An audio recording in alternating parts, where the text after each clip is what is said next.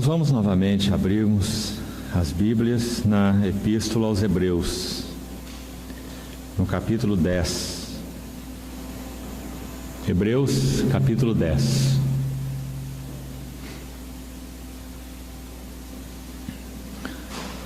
Vamos ler desde o verso 19.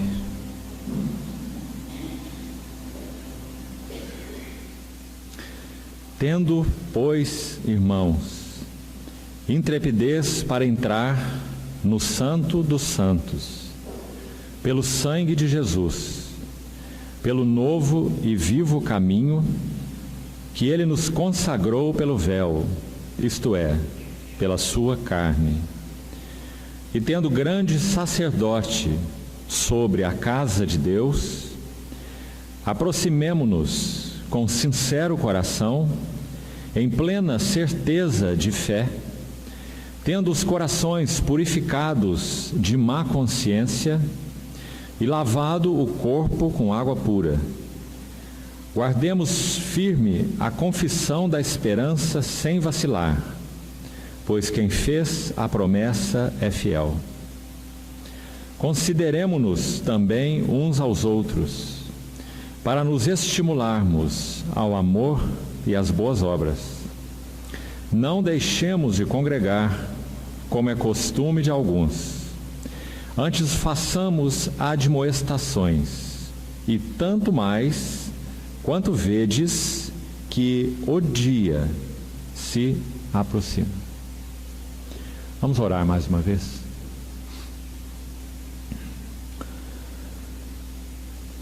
Querido Pai Celestial, somos muito agradecidos, porque podemos nos reunir no nome precioso de Teu Filho, nosso Senhor. Agradecemos porque podemos ter Tua palavra aberta diante de nossos olhos, e porque podemos contar com a habilitação do Espírito Santo para iluminar os olhos do nosso coração, para compreendermos algo mais das Tuas belezas e riquezas. Assim olhamos para Ti nessa noite, Senhor, te pedindo que o Senhor nos dê algo mais de revelação, de vislumbre, de contemplação das Tuas glórias na Tua palavra. Em nome de Jesus oramos. Amém. Irmãos, pela manhã demos alguns passos nessa epístola aos Hebreus e comentamos com os irmãos que ela é particularmente dedicada a expor a glória da carreira cristã. Também dissemos para os irmãos que o tema apóstolo e sumo sacerdote é um tema proeminente nessa epístola. Logo no capítulo 3, verso 1, nós lemos pela manhã aquele verso importante: portanto, ou por isso, santos irmãos, que participais da vocação celestial, considerai atentamente o apóstolo ou o enviado e o sumo sacerdote da nossa confissão, Jesus. Quando o livro de Hebreus usa a palavra apóstolo para o Senhor Jesus, a ideia colocada aí, implícita aí, apóstolo significa um enviado, é que ele é o pioneiro. Ele é aquele que foi enviado por Deus como contendo em si mesmo tudo que Deus é. Afinal de contas, ele é Deus, o Filho de Deus. Então ele é o apóstolo, o enviado. No Evangelho de João há uma referência, usando esse mesmo termo, que diz assim: o enviado de Deus fala as palavras de Deus, pois Deus não dá o Espírito por medida. Cada um de nós tem o Espírito por medida. O Espírito de Deus habita em plenitude pessoal na igreja como um todo. Mas cada um de nós, embora seja para a nossa plenitude, seja para a nossa plena suficiência, a habitação do Espírito Santo, nós não podemos dizer que nós temos toda a habitação do Espírito Santo, porque toda a habitação do Espírito Santo está no corpo de Cristo, que é a igreja. Mas diferente com o nosso Senhor Jesus. Nosso Senhor Jesus possuía a plena habitação do Espírito Santo na pessoa dele.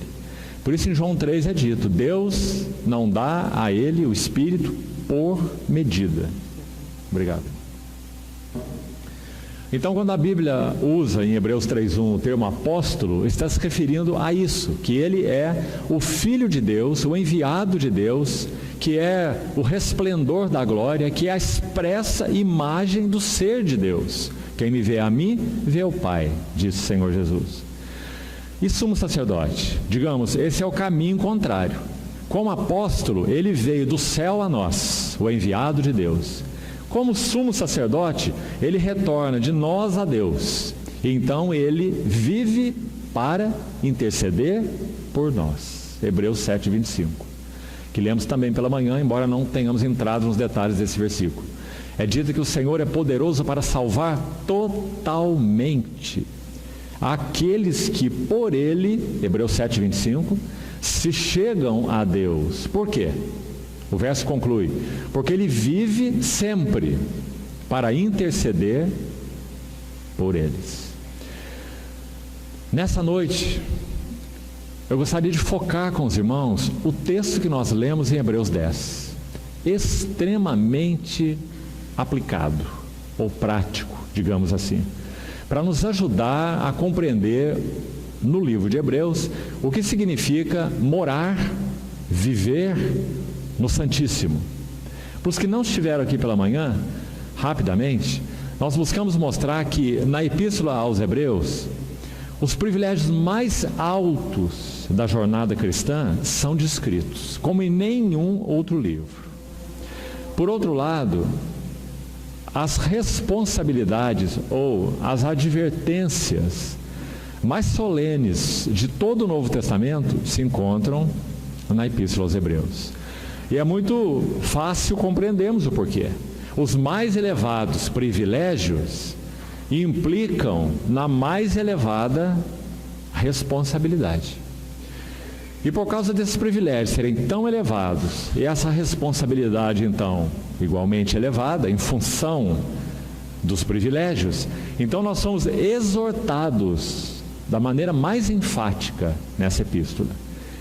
Os que estiveram aqui pela manhã, nós buscamos resumir de passagem as 5 exortações. Então a carta exorta a respeito da negligência, logo no capítulo 2, exorta a respeito de um perverso coração de incredulidade que nos afaste do Deus vivo, capítulo 3, exorta com relação ao perigo de nos pormos à margem do caminho, ou apostasia, como é usada a palavra lá para caíram.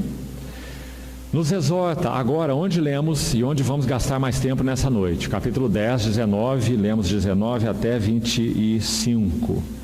Nos exorta com relação a vivermos uma vida no Santíssimo e inclui aí o assunto do vivermos deliberadamente em pecado, conforme mencionado no verso 26. E a última exortação, falamos, ela tem a ver com a nossa herança, ou com o prêmio que nos foi proposto em Cristo, e que não é adquirido simplesmente quando nós fomos regenerados, mas é esse prêmio de crescermos na graça e no conhecimento do nosso Senhor Jesus, sermos transformados de glória em glória na sua própria imagem. Não haja entre vós nenhum impuro ou profano, como foi Esaú, desprezando o que era o mais precioso na sua vida e jornada, o direito de primogenitura. Então são 5 exortações com 5 ênfases, mas progressivas, porque uma está conectada à outra. Então, da mesma maneira que os privilégios vão crescendo, as advertências vão se aprofundando. Então nossa atenção é chamada contra a negligência, contra a incredulidade, tudo isso para nós que somos cristãos, que pertencemos ao Senhor. Contra a apostasia, contra pecados habituais, vivermos deliberadamente em pecado, e finalmente contra a indiferença. O Esaú era o herdeiro de tudo e foi exortado contra a indiferença. Bastou um prato de sopa saboroso para Esaú trocar o seu direito de primogenitura. Então realmente é uma epístola muito preciosa, a epístola aos Hebreus. O texto que nós lemos, ele antecede a 4ª exortação, que começa no livro, no verso 26, porque se vivermos deliberadamente em pecado, depois de termos recebido o pleno conhecimento da verdade, já não resta sacrifício pelos pecados. E aí o texto segue nessa exortação até o verso 39. O restante todo desse capítulo 10. É a quarta passagem exortativa do livro de Hebreus.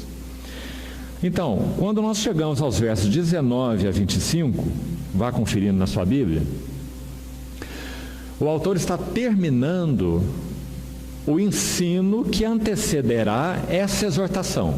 Porque pela manhã explicamos que cada passagem de ensino em Hebreus é seguida por uma exortação.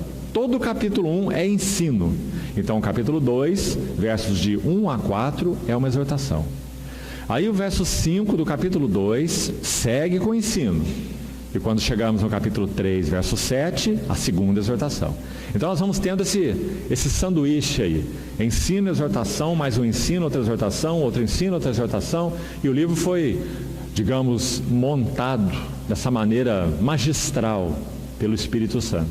Por isso ele é tão atraente, tão precioso, esse livro aos Hebreus. Os versículos que antecedem a quarta exortação, que então começa aí no verso 26, eles vão nos trazer a base, o porquê o autor de Hebreus vai nos exortar dessa maneira. Se vivemos então deliberadamente em pecado, qual será o sacrifício que resta pelos nossos pecados? Nenhum. Nós já tivemos todos os privilégios possíveis. Bendito Deus e Pai do nosso Senhor Jesus Cristo, que nos tem abençoado com toda sorte de bênção espiritual nas regiões celestiais em Cristo. Então, é baseado nessa bênção completa que nós somos chamados a desenvolver a nossa salvação. Filipenses 2: desenvolvei a vossa salvação com temor e tremor, porque Deus efetua em vós tanto o querer como o realizar. Então, um complemento precioso aí. Nós desenvolvemos a nossa salvação, é um chamado para a nossa responsabilidade. Ninguém vai fazer por nós, nem Deus. Nós somos chamados a uma resposta. É um imperativo para nós: desenvolvei vossa salvação. Mas para que nós não achemos que então somos nós, em nós, com nossos recursos, por nós, que nós vamos desenvolver nossa salvação, então o versículo traz esse complemento precioso, que diz assim: Deus é quem opera em vós tanto querer como realizar. Então, combinados esses dois versículos aí, Filipenses 2, 12 e 13, nós temos essa ação para nós tão misteriosa, irmãos. Nunca ninguém seria capaz de explicar esse mistério santo. Deus sempre age em nossas vidas. Se Ele não age, nada aconteceria. Nem para nós nascermos de novo e nem depois de nascermos de novo. Deus sempre age. Ele opera querer e opera realizar. E nós cruzamos os braços e esperamos. Não é o que o versículo diz. O versículo diz: desenvolvei a vossa salvação. Pedro vai dizer assim: associai, reunindo, pois, toda a vossa diligência. Isso não fala de braços cruzados. Isso não fala assim: não, estamos descansados em Cristo, tudo certo, tudo resolvido, somos cristãos, acabou. Nada disso. Pedro diz: reúnam toda a vossa diligência. E associem com a vossa fé a virtude, com a virtude, conhecimento, com conhecimento, domínio próprio, fraternidade, piedade, amor. Lembra-se? Então ele fala de um desenvolvimento. Muito importante, irmãos, sabermos disso. A vida cristã não é uma paralisia espiritual. Quando nós fomos salvos e regenerados, nossa vida cristã começou. E agora então essa porta desse palácio rico, Cristo, foi aberta para nós. E nós não ficamos parados na porta do palácio, dizendo: oh Deus, muito obrigado, obrigado pelas possessões, obrigado pela bênção em Cristo. Não, nós entramos no palácio e queremos conhecer cada quarto, cada cômodo, cada canto, porque é a nossa herança, Cristo. Cristo é nosso. Cristo não é do mundo, Cristo é nosso, assim como nós somos dele.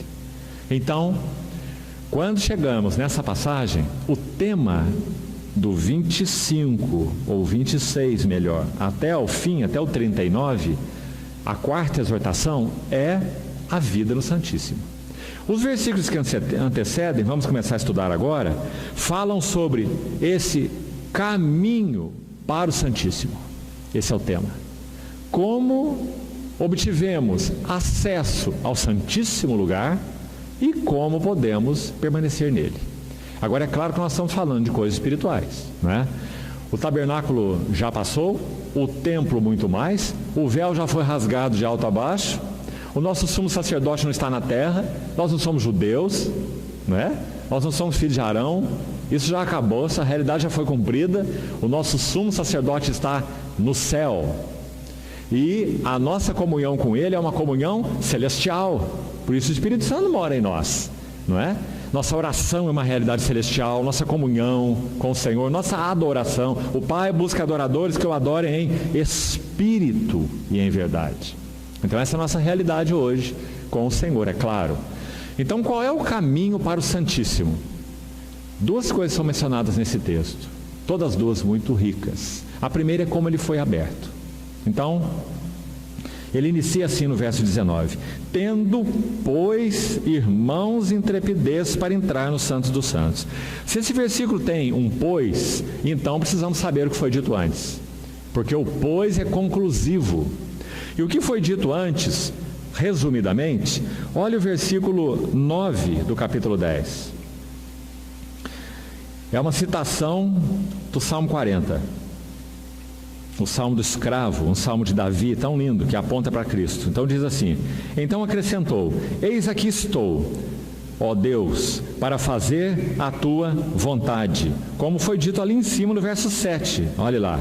Então eu disse: aqui estou eu, no rolo do livro está escrito a meu respeito. Esse rolo do livro são as escrituras do Velho Testamento. Esse a meu respeito é a respeito de Cristo, porque todo o Velho Testamento, as escrituras proféticas, como Paulo chama em Romanos, elas apontam para Cristo, né? Então, no rolo do livro está escrito a meu respeito, para fazer, ó Deus, a tua vontade. Isso é nosso Senhor. Ele, o Verbo se fez carne para fazer, ó Deus, a tua vontade. Então isso é reforçado no verso 9. Eis aqui estou, ó Deus, para fazer a tua vontade. Remove o primeiro. Que primeiro é esse? As coisas da antiga aliança. E estabelece o segundo. As coisas da nova aliança. A promessa que nos foi dada em Cristo. Agora, olha o 10. Nessa vontade é que temos sido santificados. É uma frase tão especial.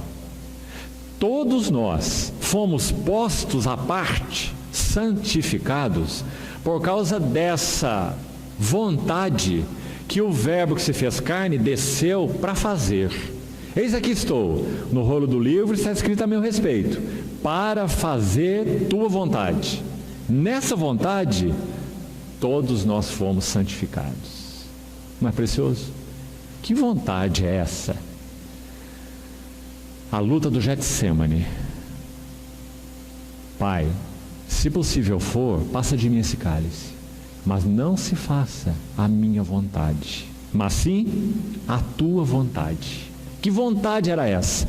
O Pai eterno tem um Filho eterno, e nele tem todo o seu prazer. Mas o Pai eterno quis ter muitos outros filhos.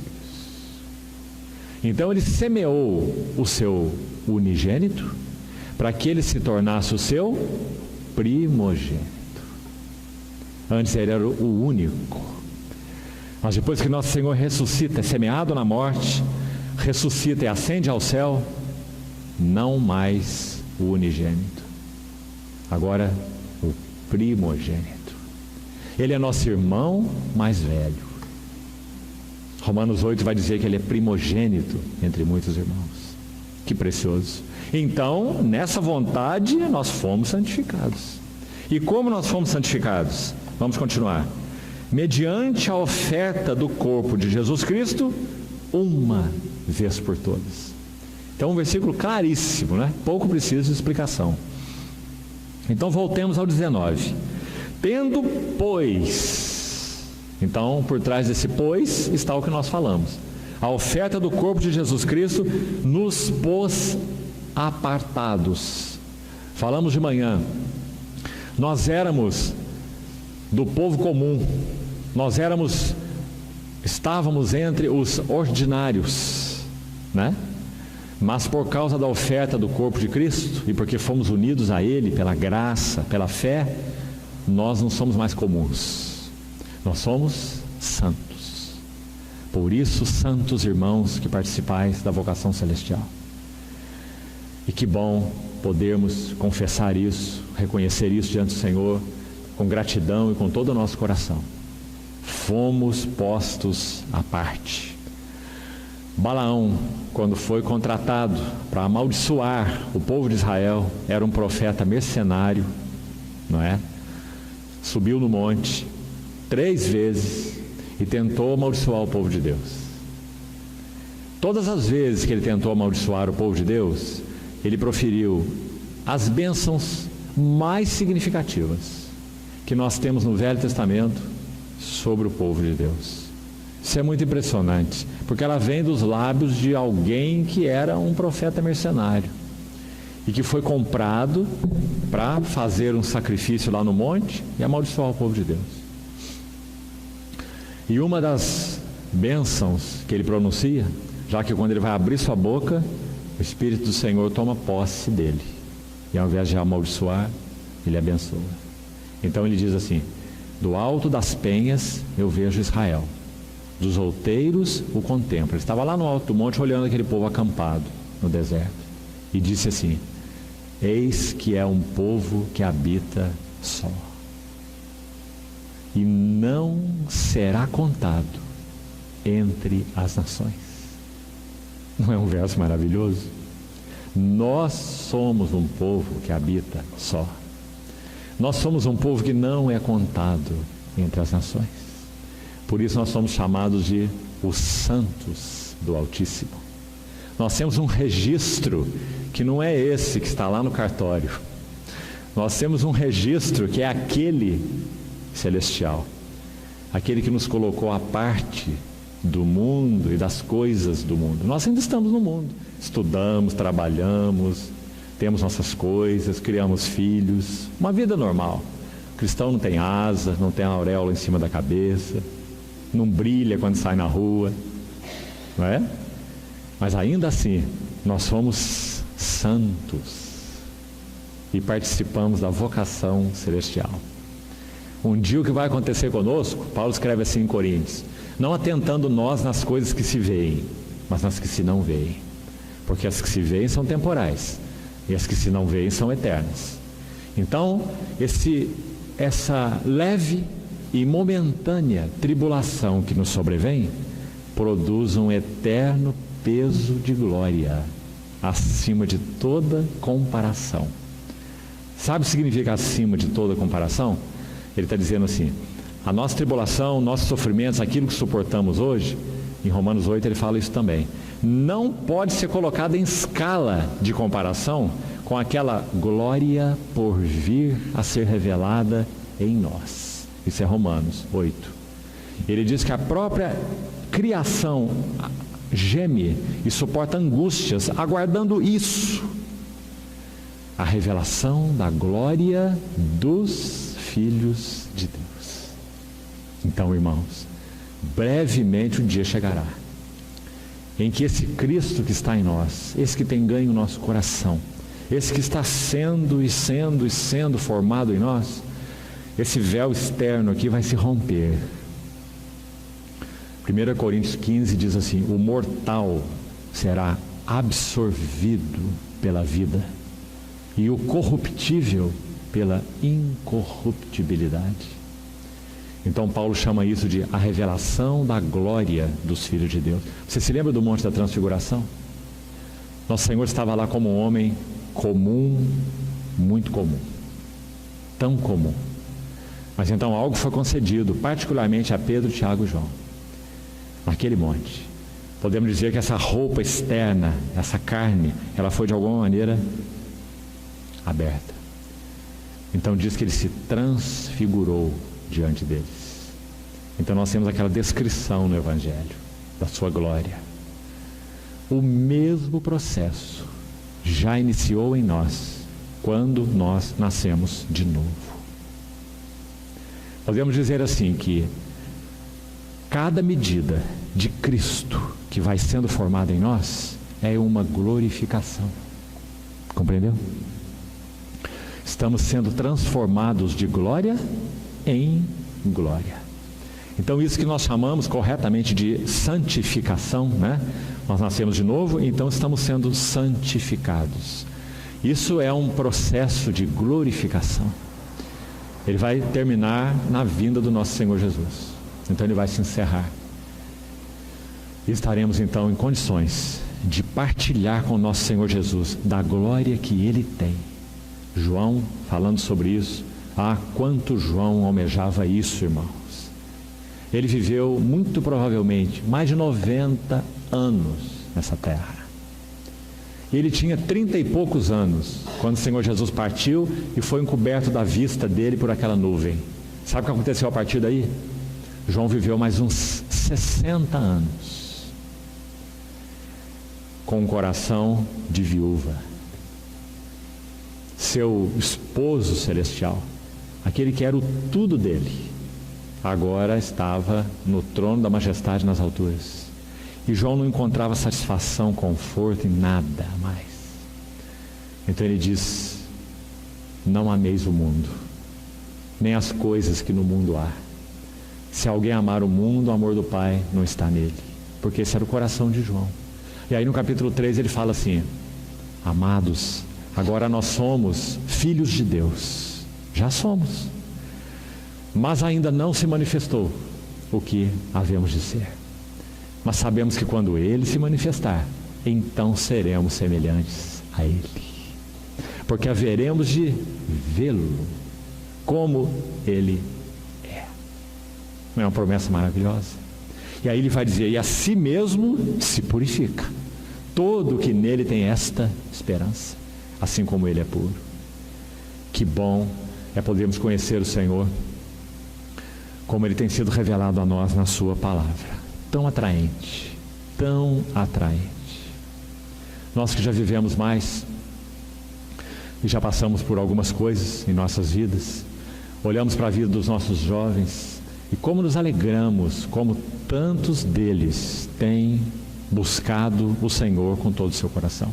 Jovens universitários, jovens que estão aí fazendo o que podem para sua formatura e já pensando que eles vão passar de esperança da nação para problema social, né? Quando estão estudando, são esperança da nação. Quando formam, são um problema social, porque não acham emprego hoje em dia, né? Então eles estão lá nas suas aflições, essa juventude aí, lutando com a vida. Quantos desses jovens temos encontrado nesse Brasil afora, de norte a sul, que estão vivendo uma hora real de despertamento espiritual? Irmãos, que bênção isso! Há muitos anos atrás, 30, 40, 50 anos atrás, não era assim. As assembleias do Senhor, seja de que confissão de fé fossem, elas tinham, a maioria, anciãos. Os jovens não queriam muito saber de nada. Hoje em dia não é assim. Veja aqui mesmo. Uma assembleia que nós conhecemos no Brasil, em uma determinada cidade, em uma única assembleia, nós temos 420 jovens.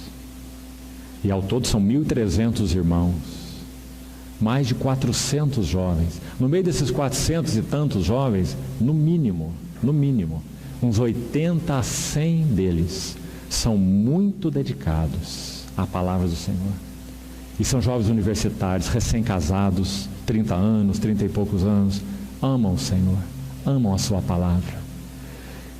Que hora importante estamos vivendo. Sabe o que me parece, irmãos? Observando essa hora assim, já que temos vivido com o povo do Senhor há tantos anos juntos, que esse é um último movimento de amor do Senhor em direção à sua igreja. Por que o último?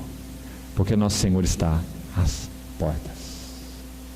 Muito provavelmente, se não a nossa geração, essa geração, essa segunda geração, nossos filhos, que estão em torno dos seus 30 anos, essa será a geração que verá a vinda gloriosa do Senhor Jesus. Porque nós estamos vivendo esta iminência. Por que nós sabemos? Nós sabemos porque nós conhecemos a Bíblia. Porque nós sabemos ler a história segundo a Bíblia. A hora da igreja, a hora de Israel, a hora profética.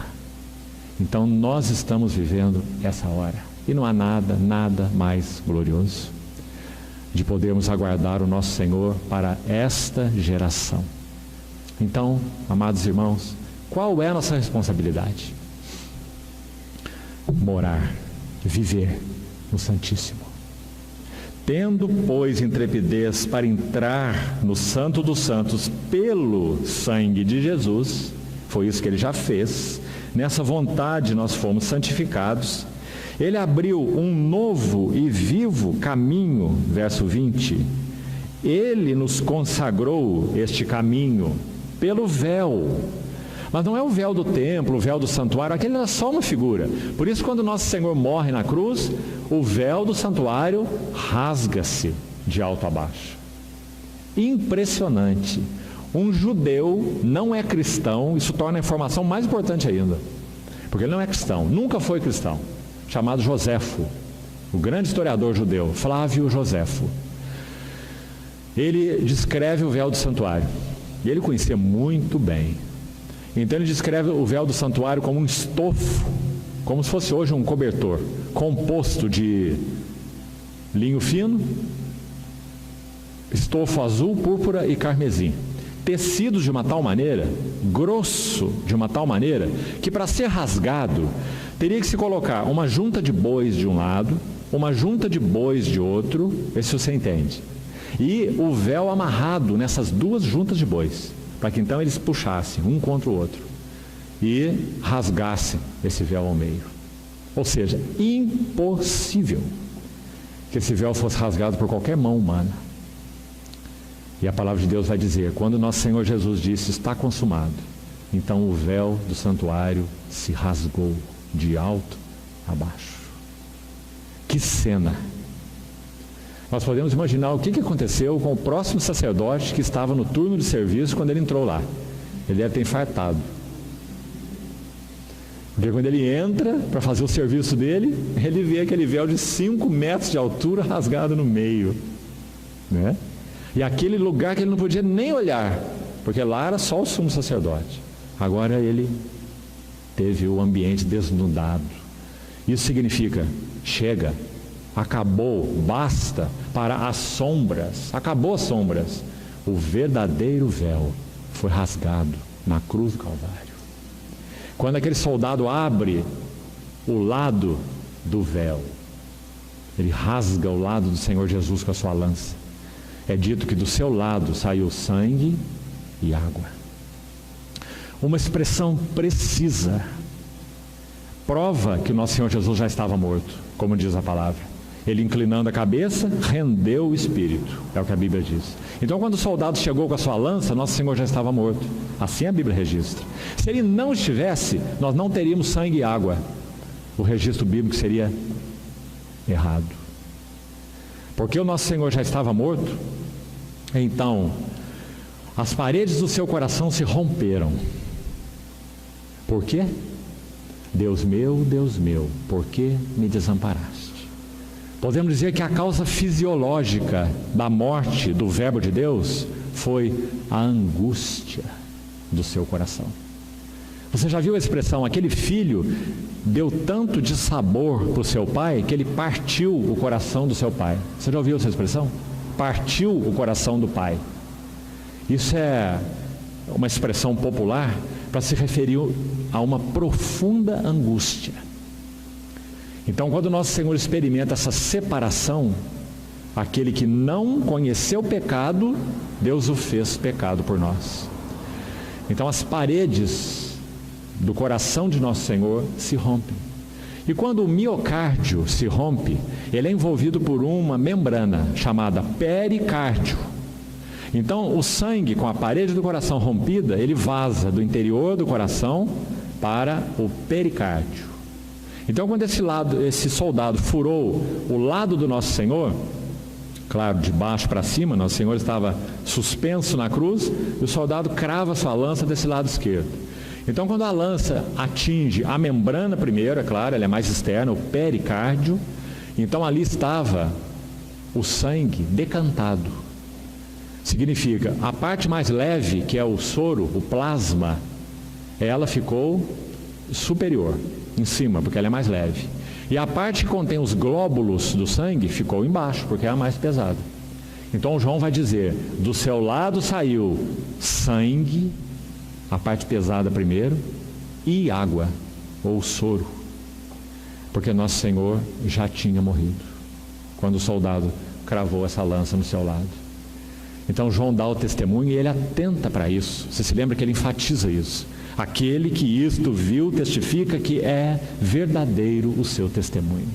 No Evangelho de João, capítulo 19. Por que isso impressionou tanto João? Porque sangue fala de expiação. O livro de Hebreus diz assim: onde não há derramamento de sangue, não há remissão de pecados. E água fala do quê? É o próprio João que vai escrever sobre ela. Quem não nascer da água e do Espírito não pode ver o reino de Deus. Água fala de regeneração, ou de novo nascimento. Então, sangue para remissão de pecados, água, regeneração. O Senhor Jesus não morreu apenas para limpar nossos pecados. Sangue. Nosso Senhor Jesus morreu para nos dar uma nova vida nele. Água, regeneração. Então, abriu um novo e vivo caminho pelo véu. Aí ele vai explicar esse véu. Isto é, pela sua carne. Que lindo verso, não é, irmãos? E aí ele continua. E nós temos, ou tendo, um grande sacerdote sobre a casa de Deus. E agora, veja como são práticos esses versículos. Vamos dividir essa sessão em dois, então. Versos 19 a 21, com respeito ao Senhor Jesus. Ele é o sumo sacerdote, ele abriu um novo vivo caminho, pela sua carne, ele é o grande sacerdote sobre a casa de Deus. Agora no verso 22 até 25, é sobre nós. Então, primeiro ele está dizendo como a possibilidade de nós podermos realmente morar na presença de Deus aconteceu. Antes, impossível. Quem éramos nós? Mas por causa da obra do Senhor Jesus, e porque o Espírito Santo nos deu vida em Cristo, então esse novo, por causa da obra de Cristo na cruz, então esse caminho, essa possibilidade foi aberta. E nós fomos chamados então para entrarmos no Santíssimo. Agora, como nós podemos permanecer lá?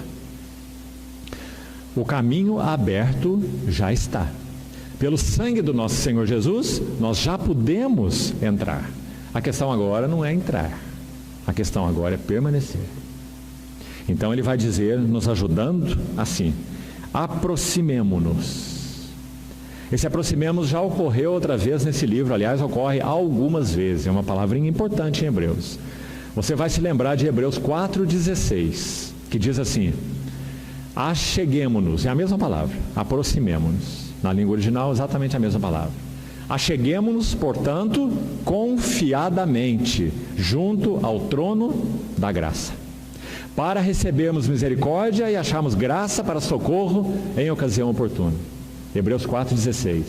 Acheguemo-nos. A mesma coisa aqui, aproximemo-nos. Irmãos, se esse ambiente, vamos chamar assim para o nosso entendimento, esse ambiente espiritual, ele já foi aberto para o nosso acesso a ele, pelo precioso sangue do nosso Senhor Jesus, de que valeria se nós não nos aproximássemos? Agora, aqui o foco é experiência. Não está falando, irmãos, de posição objetiva.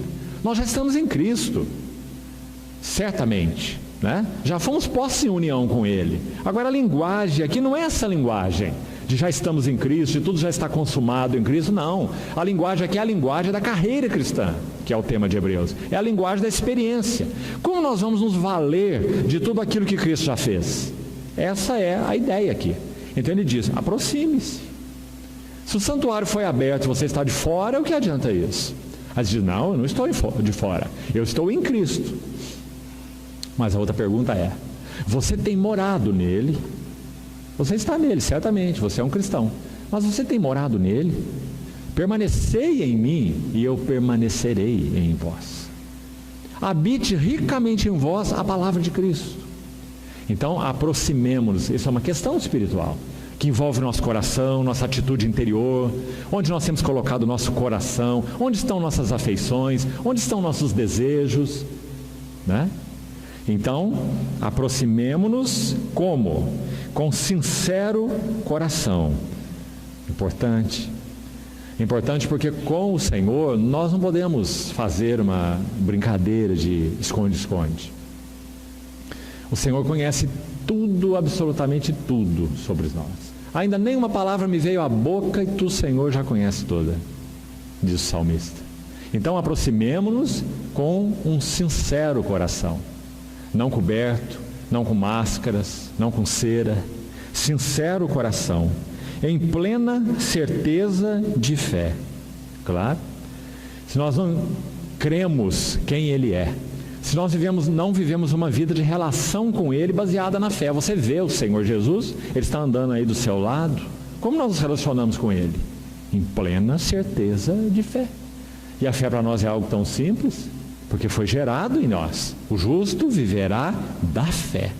Hebreus 11, logo aí em seguida, a fé é a certeza de coisas que se esperam, e é a plena convicção de fatos que não se veem.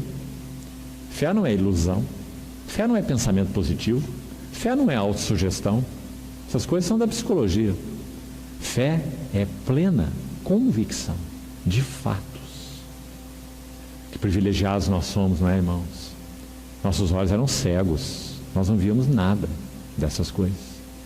Um dia o nosso véu da nossa face, como Paulo em Coríntios 3 vai dizer, foi rasgado. E nós vimos as coisas celestiais, né?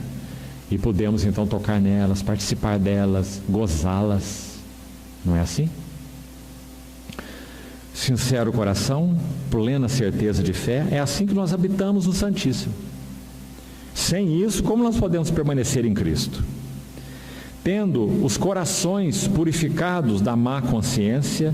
Que importante. Você já observou quantas vezes Paulo fala sobre a consciência nas suas cartas? São muitas vezes.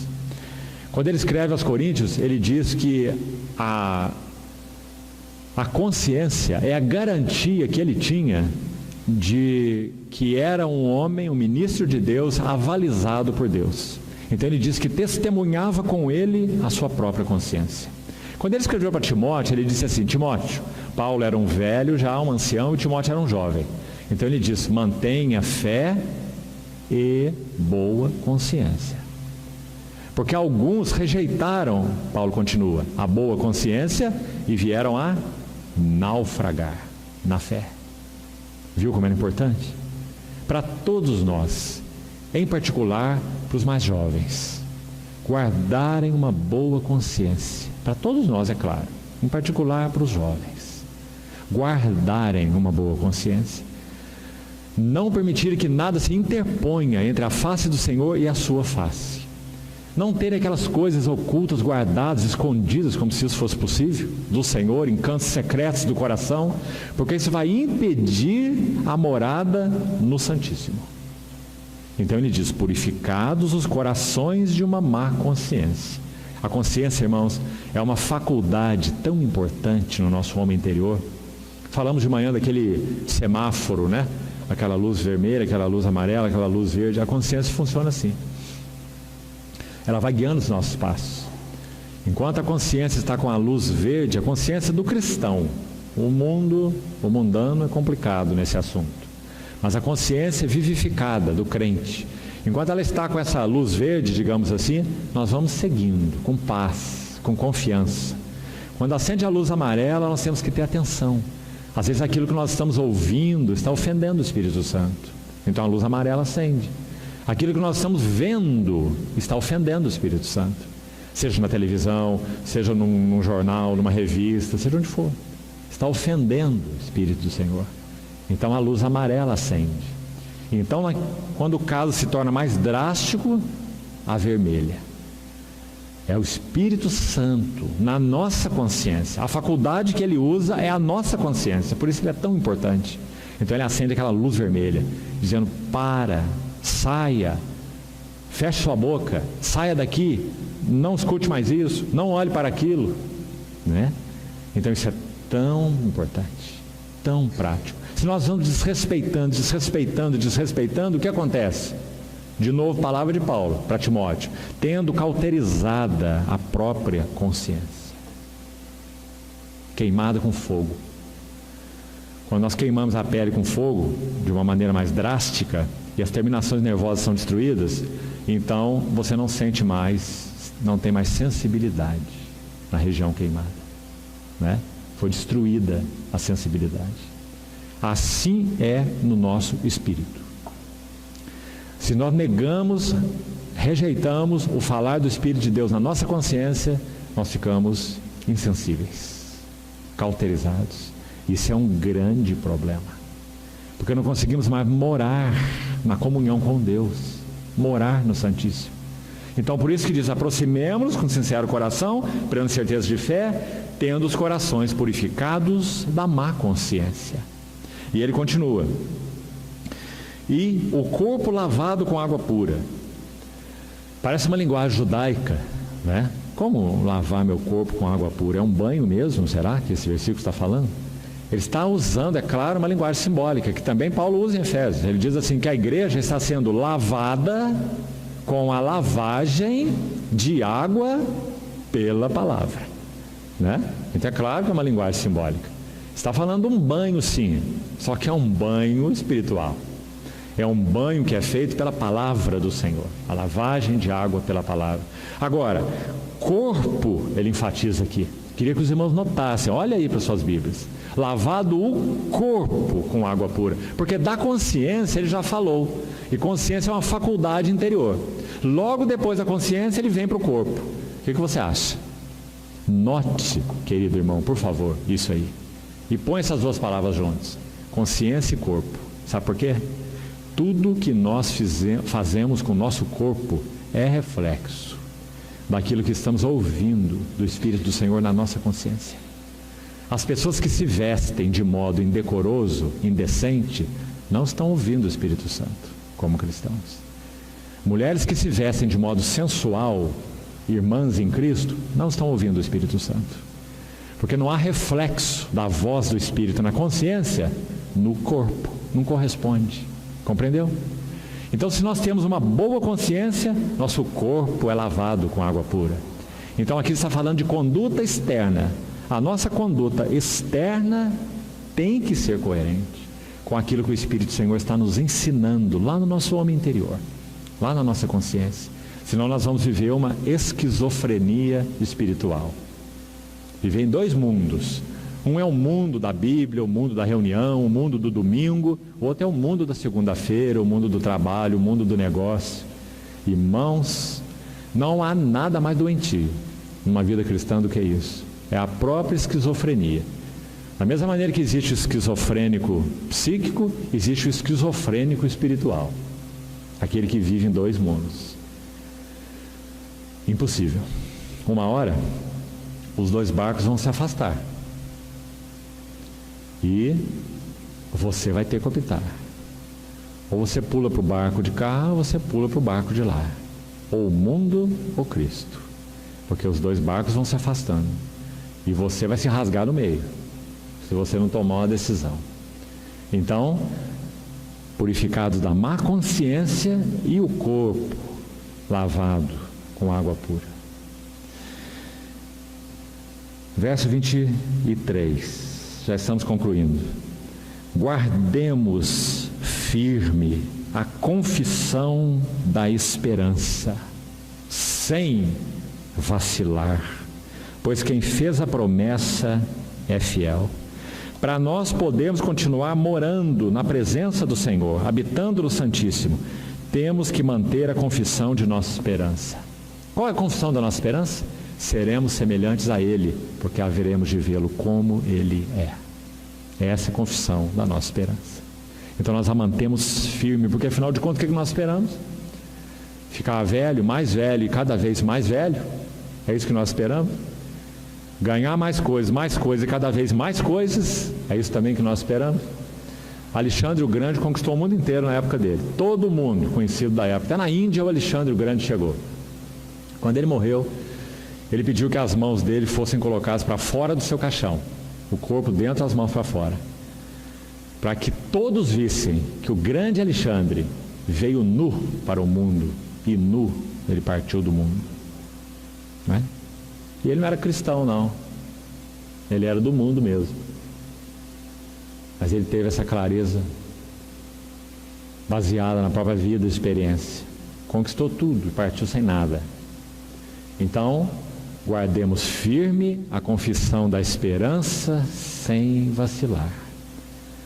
Nossa esperança não está se a nossa esperança em Cristo se limita apenas a esta vida, somos os mais infelizes de todos os homens.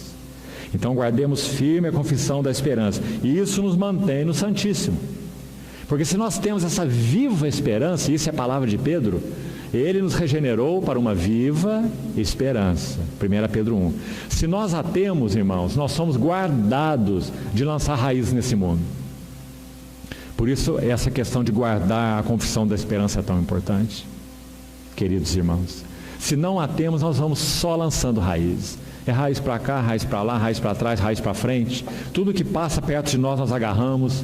Jacó nós somos por natureza, né? E vamos buscando extrair felicidade, alegria, contentamento dessas coisas, até nós descobrirmos que elas não têm nada em si mesmas, né? Então, aspecto importante esse da esperança. Verso 24. Consideremo-nos também uns aos outros. Nós falamos pela manhã que aquela palavra de Hebreus 3:1, considerai atentamente o apóstolo e sumo sacerdote da nossa confissão, lembra-se? Fala sobre colocar aquele telescópio, lembra-se disso? Considere Jesus atentamente. Agora, olha que interessante. Essa palavra aí é a mesma que nós usamos pela manhã, nos ensinando agora a considerar os nossos irmãos. Então podemos dizer que há aí dupla consideração, mas veja qual veio primeiro. A do capítulo 3. Considerai atentamente a Jesus, o apóstolo e sumo sacerdote de nossa confissão.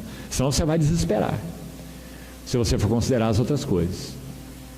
Até mesmo muitas vezes irmãos.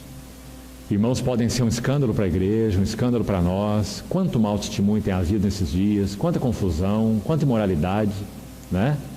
Mas por outro lado, nós temos responsabilidade de considerar uns aos outros. Porque a vida cristã não é Jesus, eu, na minha casa. Isso não é a vida cristã. A vida cristã é a nossa relação com o Senhor e uns com os outros. Então ele vai dizer, consideremos-nos também uns aos outros. Muito precioso, que seja a mesma palavra, para que nós tenhamos então essa mesma atenção, digamos assim, mas nessa prioridade, considerando o Senhor e depois considerando os nossos irmãos. Consideremos também uns aos outros, para nos estimularmos ao amor e às boas obras. Essa palavra estimularmos, ela fala de um aguilhão.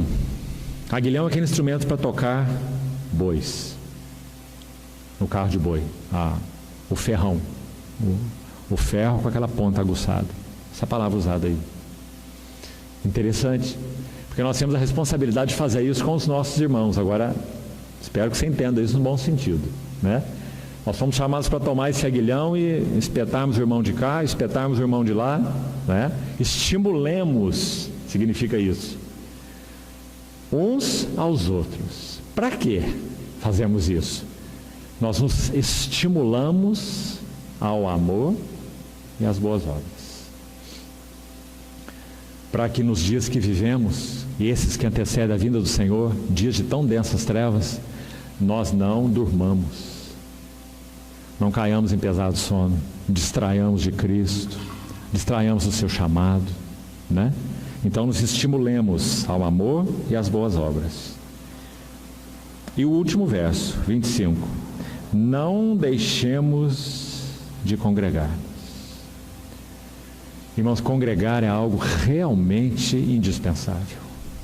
Não há nada que supra a congregação ou congregar dos irmãos. Nada. Certamente cada um de nós tem uma medida de Cristo. Certamente o Espírito de Cristo habita em cada um de nós. Certamente cada um de nós tem uma Bíblia e podemos lê-la e meditar nela. Certamente cada um de nós pode orar ao Senhor.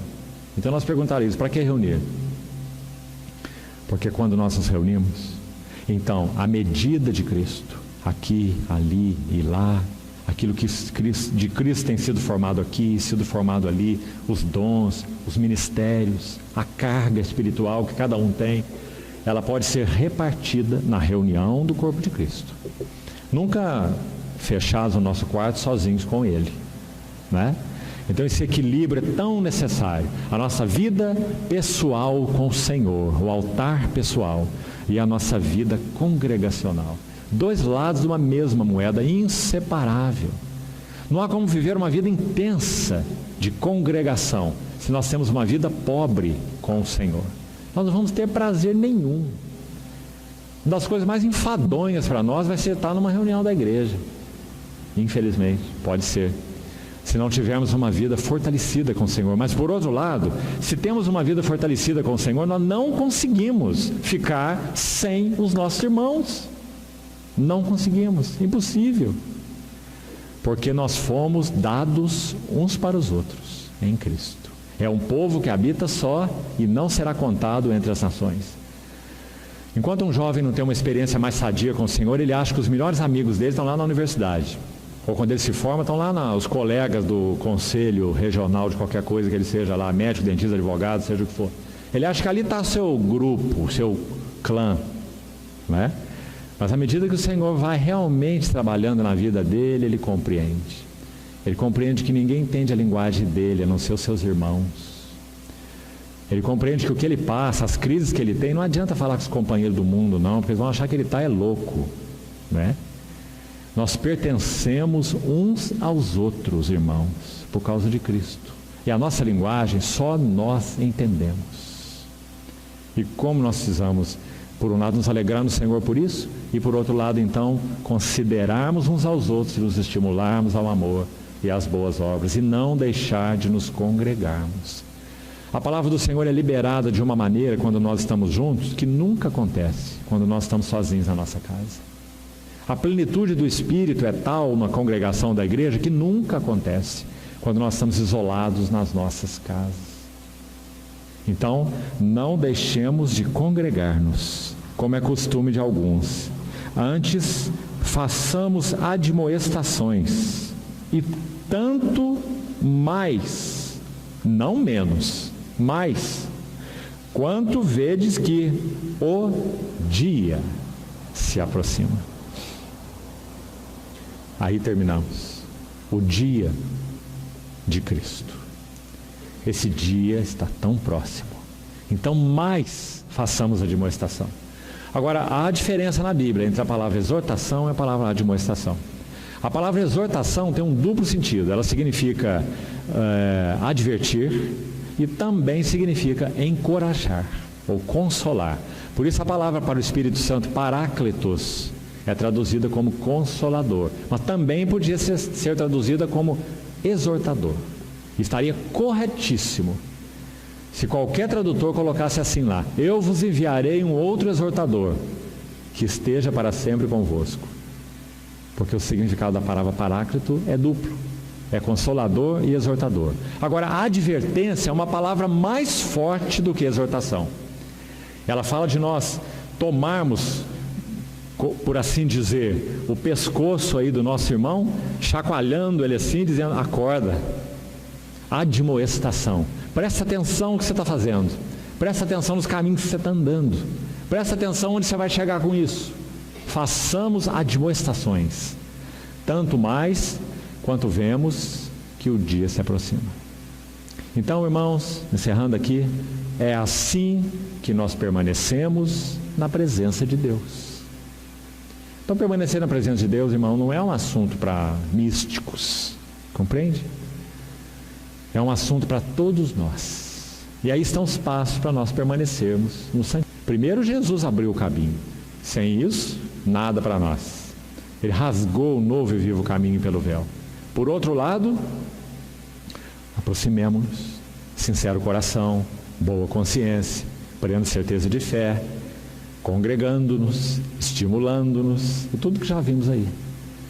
Então, se realmente andamos nesse caminho, nós vamos permanecer na presença do Senhor. Nós não iremos ter um entra e sai da presença do Senhor. Isso é triste, não é? Na vida cristã. Quantas vezes, enquanto não aprendemos um permanecer consistente no Senhor, quantas vezes isso pode acontecer conosco? Parece que Deus fica trancado lá num compartimento que nós já até esquecemos a chave para saber como que abre, né? E aí, sei lá, acontece alguma coisa um dia aí que nós abrimos lá a porta. Aí experimentamos o falar de Deus, o Senhor vem, nos toca de novo e trancamos, vamos viver a nossa vida e guardamos a chave. E assim nós vamos empurrando uma cansativa vida.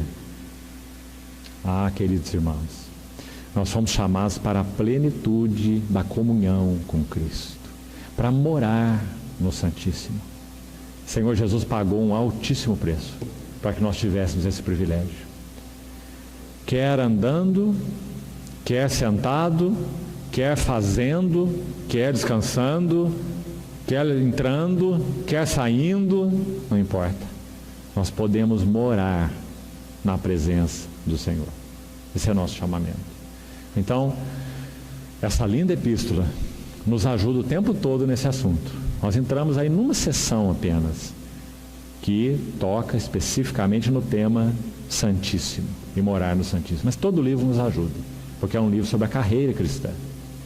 Então que o Senhor siga falando aos nossos corações. Vamos orar mais uma vez juntos. Muito obrigado, Senhor, porque esse caminho novo e esse caminho vivo para nós já foram abertos pelo Teu precioso sangue.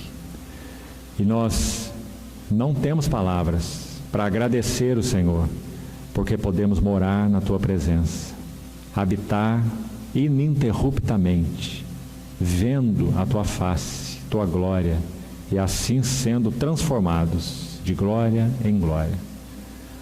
Nós que nada éramos e em nós mesmos nada somos, temos esse privilégio tão grande de entrar e morar no Santíssimo.